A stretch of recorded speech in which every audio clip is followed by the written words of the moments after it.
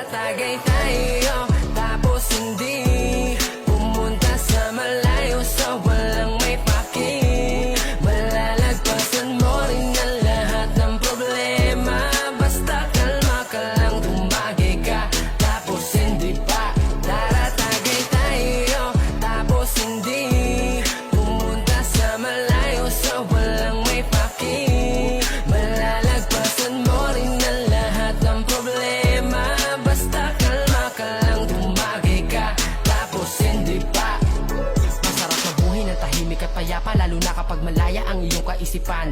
Walang iniisip na problema, para bata palagi lang masaya, ano man ang problema na dumaan. Ang ibig ko sabihin ay walang permanente, ang kada lilipas magbago ay pwede. Dahil ang bawat mga pangyayari o mangyayari walang makakasabi. Kaya enjoyin mo lang ang buhay, sige pa ikutin na parang tagay. Teka lang, mukhang lasing na nga ako kasi